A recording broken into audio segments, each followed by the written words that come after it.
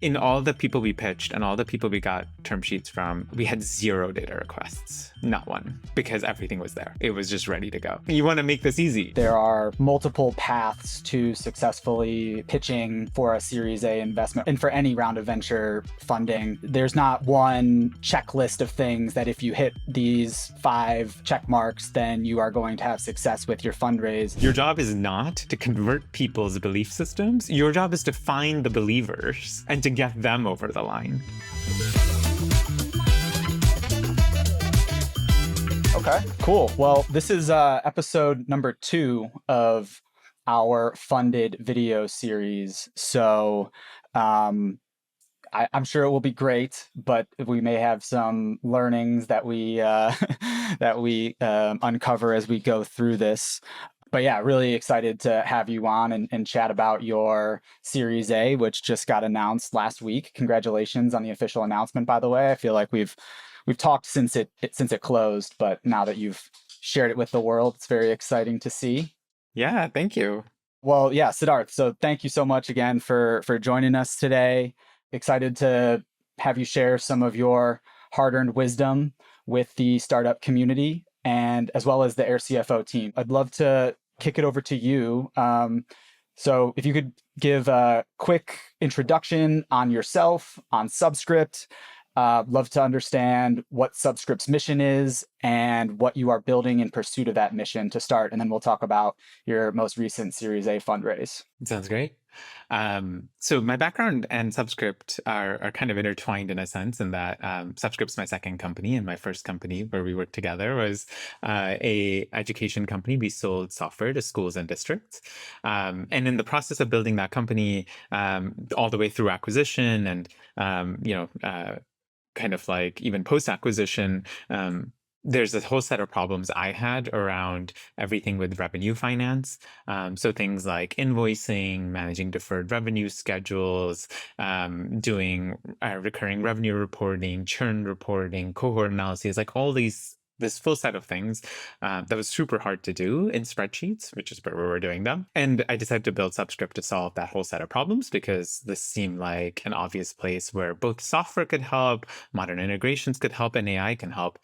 So that's what Subscript does. It's sort of, it is a platform to take all those revenue finance workflows, use a bunch of AI to actually automate a ton of them, and make collections easier, make revenue recognition easier, help you understand more about your business, like where churn is coming from or how your cohorts of different customers perform. Yeah, I always laugh to myself thinking about kind of the founding story behind Subscript because I remember very well sitting in your office over in Soma when you were still building Freckle and we were in front of a whiteboard trying to work out how exactly we could untangle the messy data that you had inside of Salesforce to produce your revenue waterfalls and your invoicing schedules and all of that sort of stuff.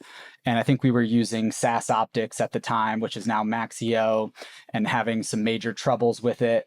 Obviously, you felt pretty passionately that there was a better solution possible.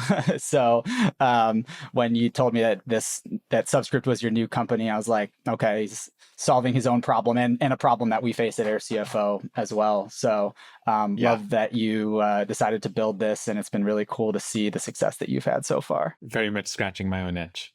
That's how a lot of great startups are born, right?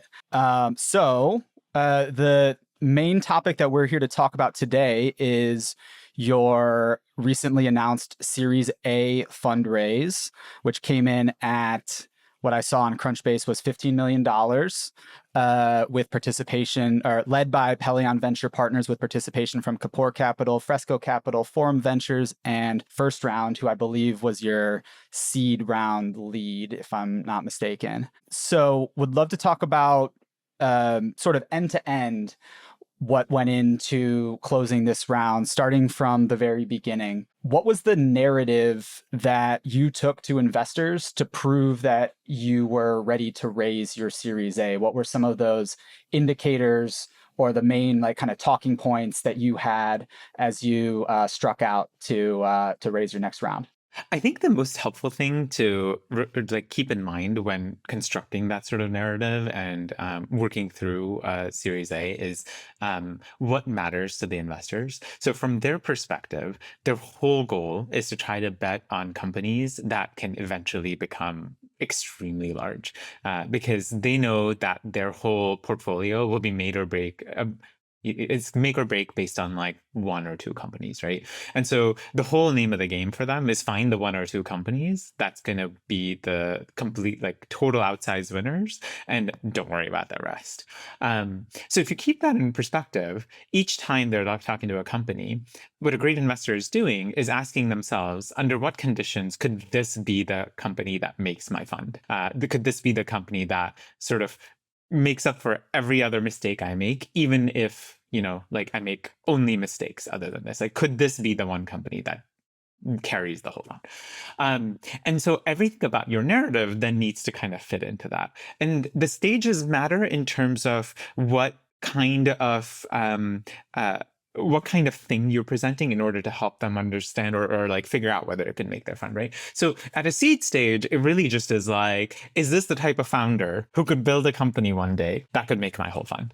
And sometimes you're looking at like, the founder is probably number one because so many things are going to change and there's so many variables and like pretty much everything about the business is unknown, right? But then there's also things like, do I think that this market could support a really large business? A lot of investors will really focus on that. A lot of investors will focus on like, could the product or the idea that this founder is building around become one day a really big one? And different investors have different sort of styles, and they might focus on one aspect more than another, or might weight them differently.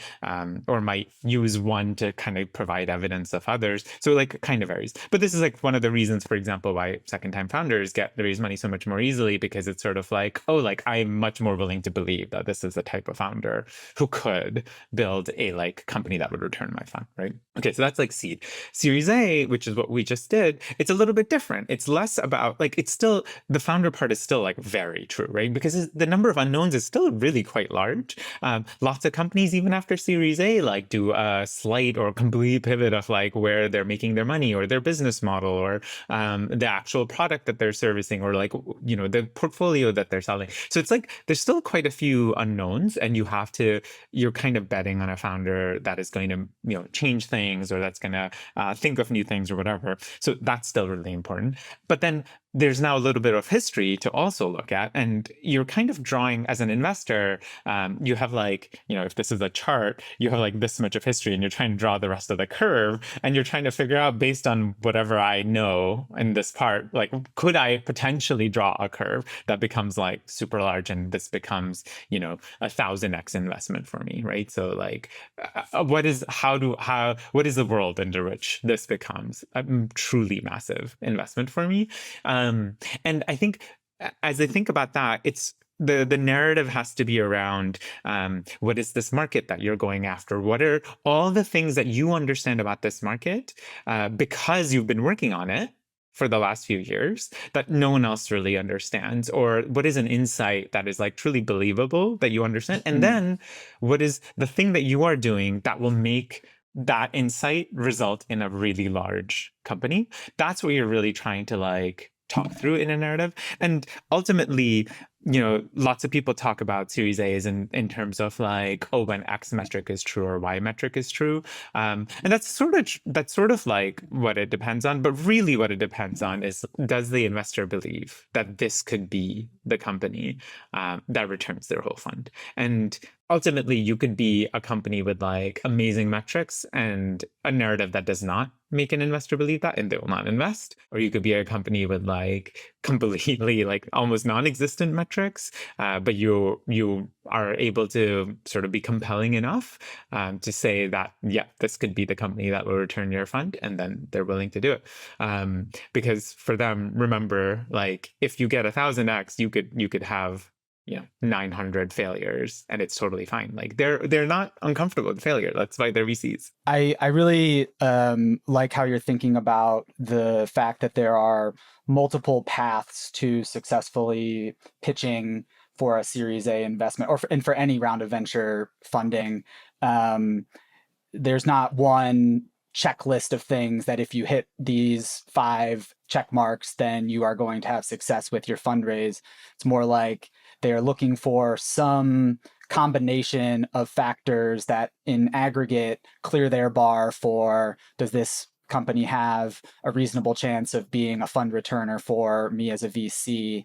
And there's there's multiple different combinations of like standout qualities that a company could have that could lead them to that conclusion. In thinking about how we evaluate a company's fundraise readiness, the framework that we're putting together currently kind of sets 4 main buckets in place. So we think about the market and the overall vision, like kind of the story that you're telling about what this company could turn into. There's the team, obviously, and having a successfully exited founder at the helm of a startup definitely helps your cause in that bucket. There's product. So how much of a need does this product solve? How defensible is it? Are there any novel features or things that are actually like doing something groundbreaking within the space? And then the fourth one is just like traction, like how fast are you growing? Have you found your acquisition channel that the VC could see scaling up? So when you think about those 4, how would you say that you kind of, like, which parts did you specifically emphasize when you were going out and making your pitch to investors? I think it's actually what you said earlier. It had to be a combination, right? It's sort of like how all of these parts fit together is what I emphasize. So to illustrate what I mean, the reason that Subscript is going to be an incredibly large and successful business is because we have this insight about the market around a revenue source of truth and how that's really hard to accomplish. So, your QuickBooks, your NetSuite, all of your existing systems typically don't have the full revenue source of truth. For example, they don't know the contracts, they don't know start and end dates, they don't know any of this stuff. And so the revenue source of truth sits between the GL, a spreadsheet, and the CRM. And having a unified source of truth is incredibly valuable because then you can actually do things correctly. And that is super important for companies in order to collect cash, in order to report on metrics, in order to do rev rec, and a whole bunch of other things that we're going to be tackling over time, right? And so getting that right is going to mean that Subscript is an incredibly large, successful company. And this, you already need to buy into that a little bit, that the revenue source of truth is valuable. Yes, like companies do struggle with this. Yes, if you are able to get that right, like lots of people will want it and it'll be a big, successful company. Yes, people are willing to pay. So there's a lot of questions that you're already asking yourself as a VC, right? And then I'm sort of answering some of those questions by saying like, okay, and like, here's some of the customers we have, and here's what they say about the revenue source of truth that they have in Subscript, and here's why they really love it. So like now I'm bringing in like some of our traction, but also not just numbers, right? I'm saying like, oh, here's our revenue and here's how it's growing and here's how we're signing on new customers, showing that there's demand for this type of thing. But then also the people who are using it, they're really loving it. So now you're getting a little bit more of like, oh, I see, like this actually works. And so, I have a lot of customer testimonials and recordings and all this stuff that I'm involving in part of it. And then next is sort of like, the reason you can believe me as someone who's telling you this is because I had this problem. I've built a business before. I had this problem in that business. I like know it intimately well. And as it turns out, I have a bit of like a finance background as in addition to an engineering background. So like you can trust me to be able to understand this problem.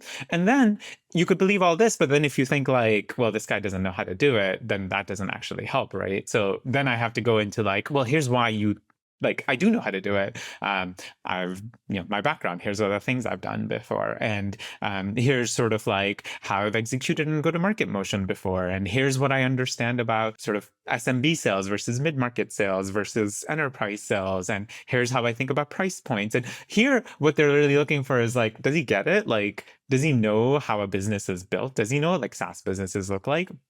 And ultimately, I need to know more than them, right? Because if they know more than me, then they're going to be like, he does not get it. So they could believe everything else, but if they're like, this guy doesn't get it, then they can't invest in me, because you could believe the whole strategy and the whole story, but you should then go invest in the person who's going to execute on that strategy and story successfully rather than invest in me. So I need to like include that. So it's like all completely intertwined. There is no way to win with only part of the story. It has to all be cohesive in order for them to go, oh yes, this could return my fund. Yeah, I really like the concept of kind of like the earn secret that you are building off of at Subscript. I think that's a concept from A16Z or someone where they talk about like the secret that you uncover in the process of building a startup, and that being kind of like the foundation upon which everything else is built. To your point, the VC needs to buy into that in order for any of the rest of the pitch to make sense. Or so I guess, well, one question that comes to mind is, did you have conversations with VCs where that initial part of the conversation sort of didn't resonate with them? Or do you think, based on the problem that you're solving and the fact that all VCs are probably invested in companies who have struggled with this, like, was that a pretty easy case to make to investors? Not at all. Yeah. There's like a whole, for any one of these things, there's a whole bunch of people who were like, you don't know, or like, this is wrong, right? And it's like a whole chain of things, right? Like, if you don't believe in any one part of it, you're out. Because the whole thing falls apart. It's like, Mm-hmm. I don't know what the right analogy is, but like basically it's like all needs to come together. And if any one part of it breaks, the whole thing falls apart. So if, for example, to your point, if they're like, but like it turns out that the spreadsheet is the ultimate source of truth and always will be the ultimate source of truth because nothing can ever beat the flexibility of a spreadsheet, which is a completely reasonable belief. It's not the belief I have, but it's a completely reasonable belief. Then my whole story falls apart. Then you're like, no, like I don't care how good you are, and I don't care how much your current customers like the product, and I don't care how much, you're whatever you're growing at, because ultimately I just don't think in the long run that people are going to move off of spreadsheets. Then great, like the whole thing falls apart. You can't invest. Yeah, I think that really speaks to the delicate dance that needs to happen to raise a round of venture funding. Like it depends on a very intricate story that you're telling and a like perfect match between the story, the founder who's delivering the story, and the person who's on the other side who's listening to it. They all have to kind of come together in order for a term sheet to be the end result there. There's like a story I have from Freckle when I think I was raising a Series A in that company. And I was talking to one of my favorite investors of all time, Jeff Ralston, who used to run YC. And I was telling him like, like these investors are saying XYZ about the business. And like, how do I convince them that like, that's not true? The way to think about it is this. And he's like, you don't, that is totally not your job. Your job is not to convert people's belief systems. Your job is to find the believers and to get them over the line. Because as it turns out, like, I mean, this is like 10x more true than it was when I was raising a Series A for Freckle. There's so much money in ventures, there's so many funds, and there's so many people investing. Some of them are going to be believers. That's all you need. So like, yes, many of them will believe that the spreadsheet will do the ultimate source of truth because it has the most whatever. But there's more than enough of them where like, that's dumb. A set spreadsheet is a really stupid database. And like, if you're using a spreadsheet as a database, you're basically building everything on like a house of cards, and it is going to collapse. And so obviously someone should use a system. Like VCs hold different beliefs than each other. And it's fine. You just need to find the ones that are believers, and you need to just get them excited enough about the rest of it to go over the line. Yeah, I really like that mindset of finding the believers and not necessarily trying to convert people. And I think that's a really important thing for founders to keep in mind when they are pitching to investors. Is you might happen to have your first three conversations with people who don't believe, but you can't let that necessarily dampen your enthusiasm. You really need to get a lot of shots on goal. And if you hear your first 15 investors who don't believe, then maybe that's like a signal that, you need to reevaluate your narrative. But if you talk to a couple of people and you don't necessarily get the feedback that you're hoping for, that doesn't mean that there's not an investor out there for you. With that in mind, I'd love to talk a little bit about kind of your investor funnel and the process that you went through to narrow down from initial conversations to selecting your investor partners. Could you maybe walk us through like starting from top of funnel, how many investors you set first conversations with, or maybe even how many investors you reached out to, and then how many conversations that led to, and so on all the way through? Yeah.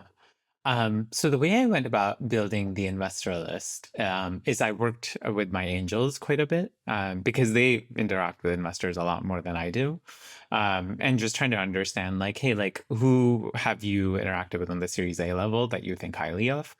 Um, because the whole like analogy of an investment being sort of like a marriage is very true. Like, but it's even more intense than that. You can't even get out of it. Like it's forever. Like there's zero outs, you know? And so you better get it right. Like taking money from the wrong person is significantly worse than not taking money at all. And so for me, like using folks that people I respect is like it's an important way to go about it. So worked with my angels a lot to come up with a list. I also looked at who else is like kind of investing in the space but not in direct competitors. And there's a lot of folks who have invested in direct competitors, so I just kind of had them in my conflicted out list. And then I looked through other folks who like they've invested in similar companies before, or maybe they've even had exits in this space before, so they have a little bit of an understanding of the space and of the companies and the other players and stuff. So that's how I initially constructed my list. And then within that list, it's not just about the firms. You're ultimately going to work with someone, and that person's going to be your main person. Like the firm is like kind of the backdrop, and that's where the money's coming from, or that's who's wiring you the money, and that's the compliance department. But ultimately, there's like one person you're working with. That's your partner. So I like when I'm talking to my angels and building my list, I'm not just asking what firms, I'm asking like who at that firm. And then I'm doing research to be like, is that the right person at that firm? So I'm like really narrowing down to like who are the specific people who could be good for me to talk to. And then from there, I'm sort of creating like a very rough kind of tiering of like great fits, medium fits, less good fits, and trying to make sure I get a good sense of like, okay, these people are like excited about this type of space, or they are probably believers. These people are maybe not believers, some of whom I may have even talked to in the past, just like as a keep in touch type of thing. So I have a little bit more context. Some of them I have less context. And then I do it, I did it in sort of waves, where the first wave was like a mix of like more very likely to believe and then medium likelihood. And then each wave is like 10 to 15 firms. This varies. Some people say each wave should be smaller, like 5-ish firms. Some people are like it should be bigger than the 15 firms. I was like probably somewhere in between. And then a second wave that starts like roughly 1.5 weeks after the first wave. And then if you need a third wave, that starts like a week and a half or so after the second wave. And you want to get this timing right in that you want the first wave's feedback to sort of land as you're going into the second wave, because the iteration is incredibly important here. Coming up with a narrative in a vacuum like doesn't work. You have to do it to have a narrative to start with, but chances are the first narrative you have is not going to work. It's not going to land, and so you need to like iterate on that narrative, and you need the first set of sort of feedback to land, and that takes like you get the introduction, you meet with them somewhere between 2 and 10 days later. You might have to wait after that. You might need another meeting. So 1.5 to 2.5 weeks is like kind of what that ends up taking. But then you get the second set of introductions, and that takes 2 to 10 days to schedule, and so on. And then depending on how many waves you need to go through, and how that all works out, that results in sort of the timing to a term sheet. Ours was about 3.5 weeks to the first term sheet, and then in that 3.5 to 4 week time period, like that half week, we got all our other term sheets, and then like 2 or 3 days later, we had made the decision. So it sounds like you had, say, around 30 initial conversations with VCs. Does that sound ballpark accurate? And then how many of those conversations carried forward into more advanced talks? That's a good question. I would say probably half went to like additional conversations. As you were having those initial conversations with partners, obviously they are evaluating you, but at the same time you're evaluating them, right? How did you think about evaluating your the person on the other side of the table as you were having those initial conversations? Were there questions that you asked them to get a sense of whether they would be a good fit for Subscript? Or how do you think about, I guess generally, how do you think about choosing the right investor for you? So in the very early stages, in like the first conversation, you're doing some basic qualification of like, are the how do they feel about the space? Like, what are their beliefs, or is there going to be a conversion, and like, do you have to convert them, or are they already believers in some of the things that you believe in? So you try to understand that. Things that they're unsure, you're trying to educate them a bit. Remember, you're the expert, not them. But you're trying to suss some of that stuff out. You're trying to suss out like, what do they look for when making like, what kind of investments are they looking for? What is their decision criteria like? What is the timeline on which they work?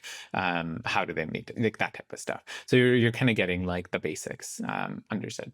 In later conversations, you're sussing out a little bit more of like, what kind of questions are they asking? Like, what is their depth of understanding? As you have conversations with not just them, but more people on their team, you're getting a sense of like, how does their relationship with their team work, which is like an underappreciated dynamic in all of this. If the person you're working with, they're like, to take an extreme example, let's say they have, they're pretty new to the firm and their status in the firm is very precarious, or maybe they're not even new and like, they're just like, have not had a great sort of first and months, and their status is precarious.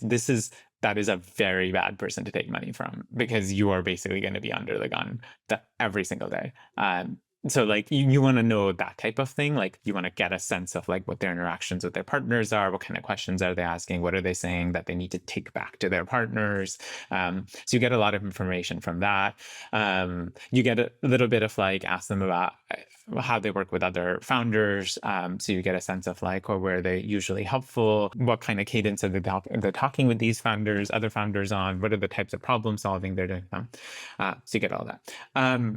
The real like true sort of diligence for you will come though after term sheets.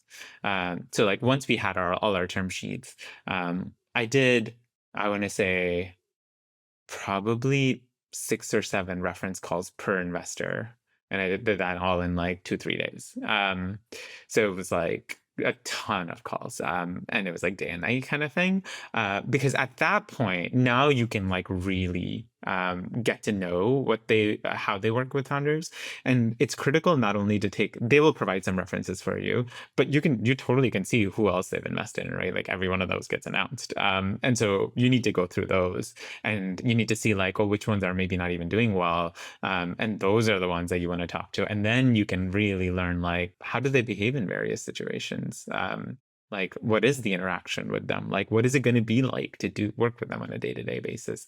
That's where you get like really good information. Yeah, it's probably even more helpful to have those reference checks with the people who they don't offer up to you than the ones that they do, because you can see how the investor is going to react when things get bumpy, or when they are faced with some kind of a, I don't want to say crisis, but just like the sort of thing that happens in venture-backed startups.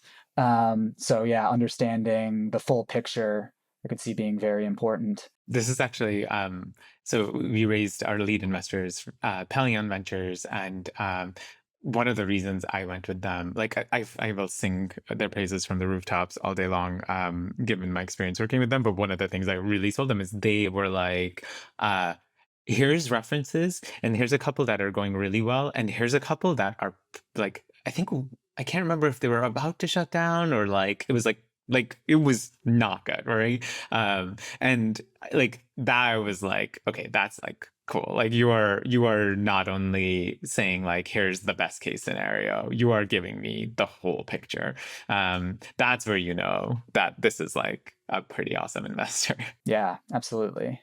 I heard a quote from a VC. I can't remember who it was, but they said, we make our money on our successes, but we make our reputation on our failures. And I think that, that would be a really great mindset for all VCs to have, but I'm sure that there are a lot who probably take a shorter term approach to dealing with founders, and that kind of stuff is why you have those reference calls, I guess. So as you were going through the fundraise process, this obviously wasn't your first time around the block. What materials did you prepare for your fundraise? Obviously, Subscript probably made your diligence like pretty seamless, the product itself.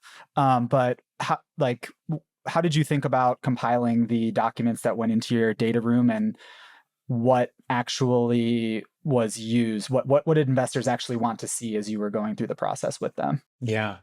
Um, I'm a big believer in having like a very, very well prepared data room. I think it actually feeds right back into that narrative they're talking about. It's sort of like they're going to look at that and they're going to be like, how much does this founder get it? Like, do they understand the art and science of business building? And your data room is like key to this. So for our data room, in all the people we pitched and all the people we got term sheets from, we had zero data requests, not one, because everything was there. It was just ready to go. Partly it's Subscript, right? So we had like a ton of like exports from Subscript in there, and all that data just lives there. So like there was no work and required. Everything from like, you know, MRR waterfalls anonymized to like deferred revenue schedules to like analysis of cohorts and churn, like all that was like automatically in there. So you didn't need to request it because I'd already given that. But then we also, you know, had everything from like an operating budget in there with Fundraise. We had customer testimonials in there. We also had zero requests for customer reference calls because we had preempted that. I had 7 recorded customer references in there. And so like just you didn't need to, including transcripts and notes. So you could like browse it in whatever way you wanted. We had product demos in there. We had competitive sort of like memos in there, strategy memos in there. We had like a whole like investment memo in there. Remember, at the end of the day, like these folks have to write a memo for their partnership to say like, here's why we want to invest. And I wrote the memo, so you could copy paste from that if you wanted, right? Like you want to make this easy. And so at the end of the day, all that meant was like, one, when you said, "Oh, can we see the data room?" I didn't give it to everybody who asked. So there was a bit of qualification from me. I ultimately, whatever's in the data room, it's just going to be like semi-public. And so you kind of want to like be a little bit sensitive with it. So like, for example, I did not give customer names because I don't want that to be even semi-public. But the more people you share with, the more semi-public it becomes, you know? And so if I felt like an investor wasn't serious enough, or like they were, you know, just asking it out of like almost a reflex like that, then they weren't going to get it. But if we felt like we were going to go somewhere in this, then they did get the data room. And when they looked at it, it was like clear, like, oh, like Sidharth knows how to build a business. Like this is, you know, everything that matters for an investment case is kind of in here. So that's what I believe in doing. I think there's definitely something to that mindset where it's kind of like the way you do one thing is the way you do everything. And like if you have a super buttoned up data room, it provides a really strong signal to the investor that that's kind of the way that you're running your startup. And I think that I'm sure it really eliminated like a pretty significant potential risk from the VC's perspective when they were thinking about investing. That it sounds like you had pretty much the ultimate data room. Would love to maybe take a peek after this call at what actually went into that, so we could use that as a template or something for our other clients to aspire to down the line. But I would love to ask one more question. Just we're talking about the fact that you don't want to share your data room with just anyone. That makes total sense. How did you break down sort of like the distribution of materials throughout the fundraise process? Like, what did you share in your initial outreach? And then how did the information that you provided develop as you moved through each stage of the fundraise? So I had in the initial outreach, I have a blurb. It's not a very long blurb, but it's meant to be a teaser to essentially get you to a meeting if you think that this is the type of thing that you want to look at. So, what does the company do? I'm a second-time founder. Here's like a bit of why we're solving this problem and how we solve it, and a bit of like a directional sort of indication of our traction. Not like, not giving you everything here, but like enough for you to be like, okay, I'm going to learn more. That was the blurb when I asked for the introduction, right? Because all of these were warm introductions through the network. And then after the introduction and the first meeting, a lot of people asked for the data room, but it was like a bit of a art to suss out like how serious were they. So I asked some qualification questions to understand like their investment process and the kind of deals they do. And like some of them were kind of clear that they weren't like, they more or less said that this is not going to be a fit for us. And like, then why would I give you the data room? Like, um, so there's like basically I was like, oh, okay, and that sounds good. And then I just didn't like that was the end of the conversation. Like I didn't even bother after that and focused my efforts on the ones that were like the folks who were quite interested. And then on those later conversations, either I would give them the data room, or I would ask like, hey, what are you specifically looking for? What do you want to learn more about? Can we set up more time to talk about it? And then I'll share more information after that. So I'm really just, I'm not like, because they'd be looking for specific things, right? They could be looking for like, oh, I want to understand some of the nature of the traction better. I want to really like see the product better. So like, great, like let's go into that a little bit. Some of them are like, I'm going to have the data room that I can stash away in my Dropbox, and like they won't tell you that, but that's really what they're saying. Then you don't really want to send it. And so you want to suss that out a little bit, and then you might talk through it. And depending on like your relationship with this investor or their reputation or those things, you can either share the whole data room at that point, which I did with some, and for some it was like, hey, let's like go a little bit further here. Let's get to the second date, and then we can like go into this a little bit more. Yeah, that's really helpful.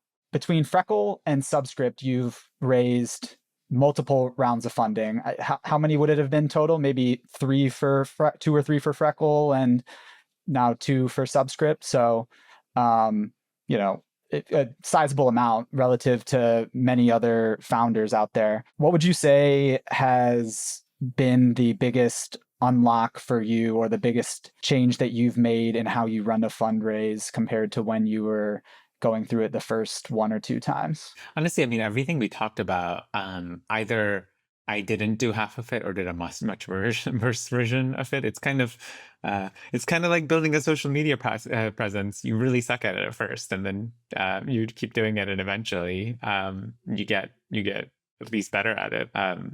I wouldn't say I'm good, but definitely better than the first time I did it. Are there any, so what are the like one or two things that you wish you would have just sort of done from the first time that you raised around with Freckle that would have had the biggest impact on your success? Obviously, you had success with Freckle as well, but like, what are those things that would have just made those fundraisers go significantly more smoothly? I mean, if I think back to that seed round, this is in 2014, so 11 years ago, like my narrative wasn't that solid. I didn't practice the narrative enough. There was no investment memo. The deck was like less good looking than it should have been, and that matters because it's sort of like how you do some things is how you do everything, kind of thing. I don't think I even had a data room, and so people had to give me requests, and then I'd be like scrambling to like reply while I'm trying to do all the other things.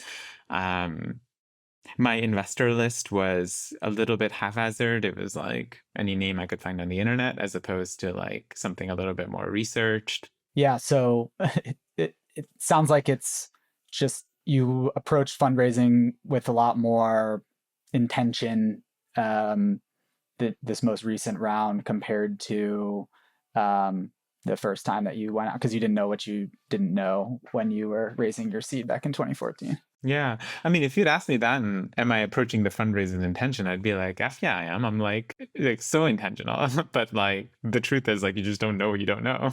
Are there any resources or individuals that you might point people to as like really solid sources of wisdom when it comes to like the tactical side of raising a round? Yeah. So Freckle is part of the like sort of YC ecosystem, and they actually put a lot of stuff in their in the internal forums there. And so if you're part of the YC ecosystem, I would definitely go check that out. If you're not, maybe you could find a founder who can help like distill some of it for you, and help you bring you advice from that. So that's like it's exceptionally good resource. Then actually one of the YC partners, Aaron Harris, I don't know him, but he like posts a lot about this stuff, and he has some really good stuff out there. So definitely would take a look at that. And then I know there's other investors who have posted like bits and pieces of like how to raise a Series A. None that come to mind as like the most comprehensive, but like there's a lot of, I would say, advice that I've seen that is good out there. Yeah, I think Aaron Harris actually wrote the YC guide to raising a Series A. And I was going to say, even like the externally facing YC resources I find to be very solid around this stuff. So that's great. We have one question from Johannes in the chat who asks, how do you balance negotiating better terms with your investors while wanting to maintain a strong relationship with them on the other side of that fundraise? Just and maybe just speaking in general, like how you approached that phase of the fundraise process from when you receive the term sheets to actually like deciding on your partners and the terms that you went with. Yeah. I think the important thing to recognize is one, you're all grown-ups, presumably. I don't know. Maybe not. I don't know. But presumably you're all grown-ups. You all know what the game you're playing is. You all know this is a long-term game, so you want to keep that in mind. You all know what each other's incentives are, and you should kind of like, if there's anything that matters more to you or less to you, like you should kind of just be clear about it. And then I think it's like the key is not to be overly sort of emotional about it, but rather just a little bit more like clinical about it. Like, what do you want and why do you want it? And then what is the leverage that you have? And gently using that leverage, not in like a not in a uncouth way, but like, gently using that leverage to get towards the outcome you want. And then the important thing is like a lot of investors will come at this as like, they will present things as ground truth. They'll be like, no, this is standard, or like, this is the appropriate number, or whatever. And I think don't let them fool you into that. There is no ground truth. This is just like, everyone's feeling their way through this. So don't like get locked into sort of like a false narrative that like pigeonholes you or your company or whatever. There's no ground truth, because ultimately, remember, everyone's trying to be the like company that's going to return 100 or 1,000x the investment, and that means almost all the investments are going to go to zero or fail or be wrong for whatever reason. And so that means like the one that wins is exceptional by definition. And so everything is about it is exceptional. So how could any potential like average ground truth apply to it? It's just total, there is no ground truth. So so kind of be unafraid, but also don't like be coy and don't hide things, and like just kind of be clear and unafraid. Yeah, that's a really good tip around not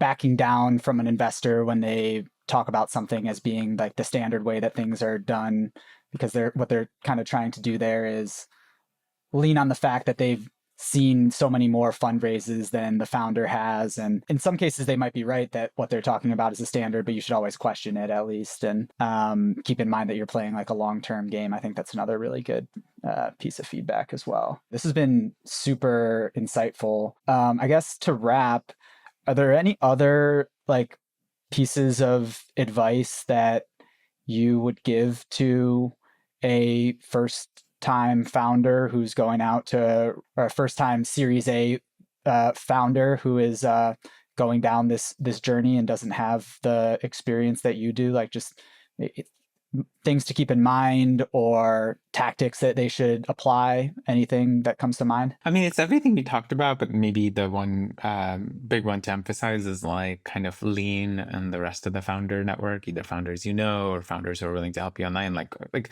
people are friendly, like especially founders want to help each other.